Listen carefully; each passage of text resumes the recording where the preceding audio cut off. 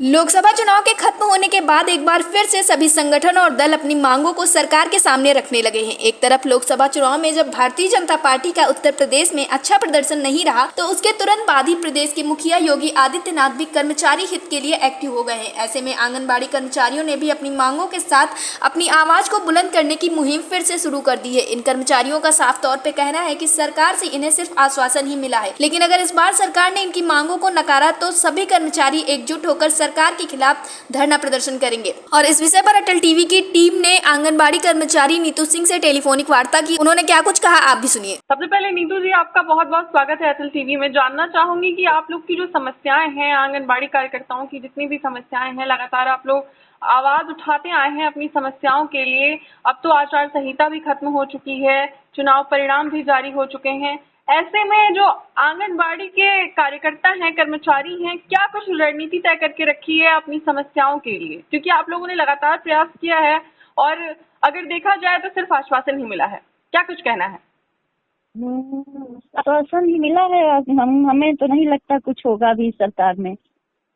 अभी इलेक्शन हुआ, उसमें भी कुछ नहीं हुआ जी। अब देखिए क्या किया जाए। जी नीतू जी, क्या कुछ रणनीति सोच के रखी है आप लोगों ने कि किस तरीके से अपनी मांगों को पूरा करवाने की कोशिश करेंगे, सरकार के सामने अपनी मांगों को रखेंगे? क्या कुछ सोच रखा है? हाँ, सरकार के अभी तो फिलहाल आचार संहिता खत्म हुआ है। उसके पहले मैं जो है आचार संहिता के बाद अब देख लीजिए होगा, हम लोग बैठक करेंगे।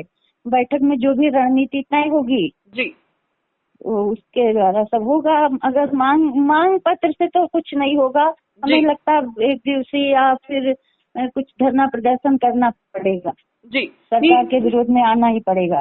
जी, मतलब सरकार के विरोध में आएंगे तभी आंगनबाड़ी की जो समस्याएं हैं वो कहीं ना कहीं सुलझ पाएगी। नहीं तो ये जानना चाहूंगी, ऐसी कौन कौन सी प्रमुख समस्याएं हैं जिनको लेकर के आप लोग लगातार परेशान हैं? समस्याएं हम लोगों की बहुत सारी हैं। एक समस्या हो तो कहा जाए, अन्य विभागों में जुड़े हुए हैं हम, और ये जो ऑनलाइन वर्क दिया जा रहा हम लोगों का, ना रिचार्ज का पैसा दिया जा रहा। कहीं अब गांव में कहीं नेटवर्क भी नहीं रहता है।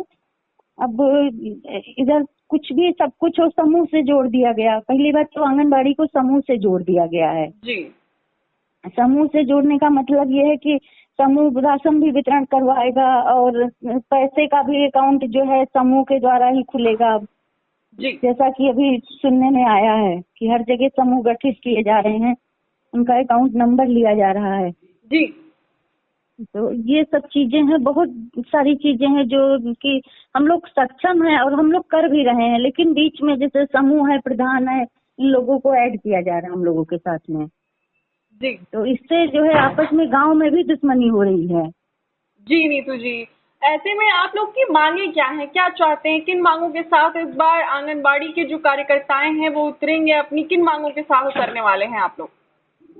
मांगों में पहली समस्या तो हमारी यही है कि जो हमारी बहनें रिटायर हुई हैं जी, और हम लोग केस भी जीत गए हैं, लेकिन उसका अभी तक कुछ सरकार ने हमको दिया नहीं है। जी, उसके लिए जो है हम लोग डबल बेंच भी गए हैं। जी, और पहली मांग तो यही है। दूसरी मांग ये है कि अभी तक मानदेय हम लोगों का पता नहीं कितना आता है, कभी 6,000, कभी 4500, कभी 7,000, इससे ज्यादा मानदेय नहीं आता और पता भी नहीं चलता कि कितना मानदेय आता। दो समस्याएं हमारी ये। तीसरा तो ये जो प्रधानों के साथ हम लोगों को अटैच किया गया, समूह के साथ अटैच किया गया, ये हटाया जाए। और चौथा तो ये है कि जो भी हमारी पोस्टर ट्रैकर ऐप पे काम हो रहा है, या रजिस्टर बनवाया जाए या पोस्टर ट्रैकर ऐप पे काम करवाया जाए। जी, ठीक है नीतू जी। अब हमारे प्रमुख चैनल मांग के तो प्रमुख मांग तो हमारी ये है कि हम लोगों का मानदेय बढ़ाया जाए। जी, ठीक है। सबसे पहले मानदेय कि हाँ, सरकारी कर्मचारी के बराबर मानदेय दिया जाए। जी, ठीक है। जानना चाहूंगी आपसे कि हमारे चैनल के माध्यम से अपने सभी साथियों को क्या कुछ संदेश देना चाहेंगे? कि आपने साफ तौर पे कह दिया कि रणनीति ये है कि अगर मांगे नहीं पूरी होती हैं तो इस बार आंदोलन होगा, सरकार को चिढ़ाने की पूरी कोशिश होगी, लेकिन अपने साथियों को क्या कुछ संदेश देना चाहेंगे? अपने साथियों को यही संदेश देना चाह रहे हैं कि जब तक एकजुटता नहीं होगी, हम लोग एकजुट होकर लड़ाई नहीं लड़ेंगे। बिखर के सरकार हम लोगों को अधिकारी है, सरकार हम लोगों को बिखेर रही है, लड़ा रही है एक दूसरे। जब तक सारे लोग एकजुट होकर लड़ाई नहीं लड़ेंगे तब तक जीत नहीं हासिल होगी। जी, ठीक है नीतू जी। अटल टीवी से जुड़ने के लिए आपका बहुत बहुत धन्यवाद।